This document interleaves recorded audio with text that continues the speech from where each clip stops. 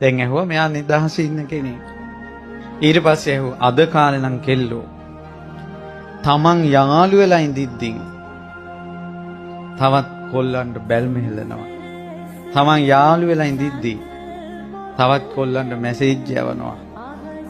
යාළු වෙච්ච කතා කවර දෙයක්ද? බැඳලා ඉද්දී බැඳපු මිනිහා සල්ලි දාන ෆෝන් එකෙන් හොර මිනිහට මැසේජ් යවනවා. පෞකාර ලෝකය. සාප ලබන ලෝකය. ඒ පෞකාර ලෝකයට කාන්තාරයක දියවුල්පතක් වගේ යසෝදරාගේ ප්‍රේමය අහන්න ලැබෙන කාර්යය. ඊට පස්සේ ඇහුවා මේ නංගියේ නම මොකද්ද? ඊට පස්සේ ඒ කෙල්ල උත්තර දෙනවා. මේ ලෝකේ යම් කෙනෙක් එවැනි තත්වයකට පත් වෙන්නේ නැත්නම් ඒක තමයි මගේ නම. ප්‍රඥාවෙන් ආදරේ බබලවන්නේ. ඒ දේ විස්තරේ තියෙනවා. ඒ කෙල්ලටත් මහෞෂධ පඬිතුමා දුටු ගමම හිත ගියා කියලා. මේ ලෝකේ කෙනෙක් පත් නොවන දේ තමයි අමරණීය ස්වභාවයට. ඇහුවා අමරාද?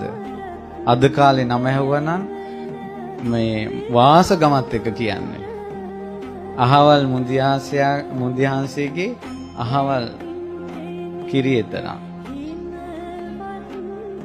ඊට පස්සේ ඇහුවා මේ කැඳ ගෙනියන්නේ කොහෙටද?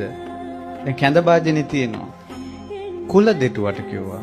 අද කෙල්ලෙක්ගෙන් අහලා බලන්න ඕන. කුල දෙටුවා කියන්නේ කවුද කියලා.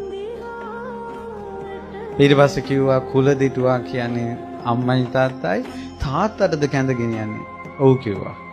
තාත්තා මොකද කරන්නේ ඇහුවා. 1 2ක් කරනවා කිව්වා. ඊට පස්සේ කිව්වා 1 2ක් කරනවා කියන්නේ සීසානයකට හීහනවද ඇහුවා. ඔව් කිව්වා. කොහෙද තාත්තා වැඩ කරන්නේ කිව්වා. කවුරු හරි යම් තැනකට ගියොත් ආයේ ඉන්නේ නැත්තම් එතන තමයි වැඩ කරන්නේ කියලා කිව්වා. කොහෙද? සොහන ළඟ කුඹුර තියෙනවා. ඔයාද ගිහිල්ලා එනවද කියලා ඇහුවා. ආවොත් එන්නේ නාවොත් එනවා කිව්වා. මහෞෂධ පඬිතුමා කියනවා ගඟකින් එතර වෙන්න තියනවාද?